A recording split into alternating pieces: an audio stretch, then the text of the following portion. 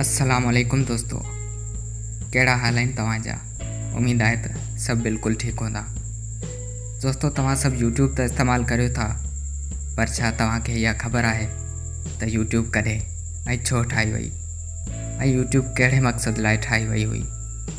त पोइ अॼु जी हिन वीडियो में असीं तव्हांखे यूट्यूब जे बारे में ॿुधाईंदासीं ऐं तव्हां हिन वीडियो खे आख़िर ताईं ॾिसो त जीअं तव्हां सम्झी सघो ऐं वधीक दिलचस्प मालूमात सिंधी में हासिल करण जे लाइ असांजे यूट्यूब चैनल खे ज़रूरु सब्सक्राइब करियो ऐं घंटी जे निशान खे दॿायो। दोस्तों, यूट्यूब जो इंतिख़ाब 14 फरवरी 2005 में थियो। यूट्यूब ठाहींदड़ 3 शख़्स आहिनि: जावेद करीम, शेर हिरली ऐं स्टीव शेनो, जेके पहिरियां पेपाल कंपनी में कमु कंदा हुआ। दोस्तों, यूट्यूब जो जॾहिं इंतिख़ाब थियो त हम ते माण्हू अची दोस्ती वधाईंदा हुआ ऐं हिकु ॾींहुं जावेद करीम हिकु वीडियो सर्च कई जेका इलाही कोशिश बावजूदि हुनखे न मिली सघी।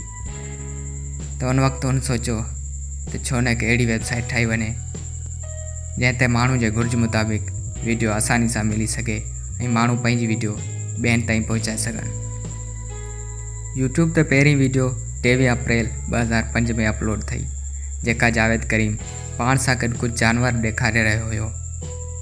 ऐं दोस्तों, यूट्यूब जी मक़बूलियत एतिरी तेज़ी सां वधंदी रही जो 2006 जे पहिरें महीने ताईं तक़रीबन 65,000 खां वधीक वीडियोज़ अपलोड थी चुकियूं हुयूं ऐं 1 करोड़ खां बि वधीक माण्हू हिन वेबसाइट खे इस्तेमालु करे रहिया हुआ। ऐं पोइ यूट्यूब जी वधंदड़ कामयाबी ॾिसी गूगल वारनि यूट्यूब खे ख़रीद करण जो सोचियो ऐं 9 अक्टूबर 2006 में गूगल $1.65 बिलियन में ख़रीद कई। दोस्तों, छा तव्हांखे ख़बर आहे त यूट्यूब ते हर रोज़ु केतिरा माण्हू अचनि था?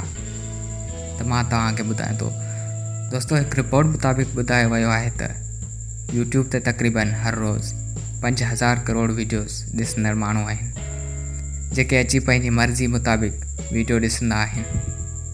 अगरि हिन वक़्तु यूट्यूब ते सभ खां वधीक ॾिठी वेंदड़ वीडियो जे बारे में ॻाल्हि करियूं त हिन वक़्तु सभ खां वधीक ॾिठी वेंदड़ वीडियो हिकु अमेरिकन गाने जी वीडियो आहे, जंहिं ते तक़रीबन 6 अरब 40 करोड़ व्यूज़ आहिनि।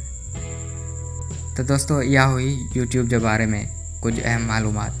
उमेद आहे त तव्हांखे वीडियो ज़रूरु पसंदि आई हूंदी। अगरि वीडियो पसंदि आई हुजे त वीडियो खे लाइक करियो, शेयर करियो, कमेंट्स करियो ऐं चैनल खे ज़रूरु सब्सक्राइब करियो। वरी मिलंदासीं कंहिं नई वीडियो सां। तेसिताईं ॾींदा इजाज़त। अल्लाह हाफ़िज़।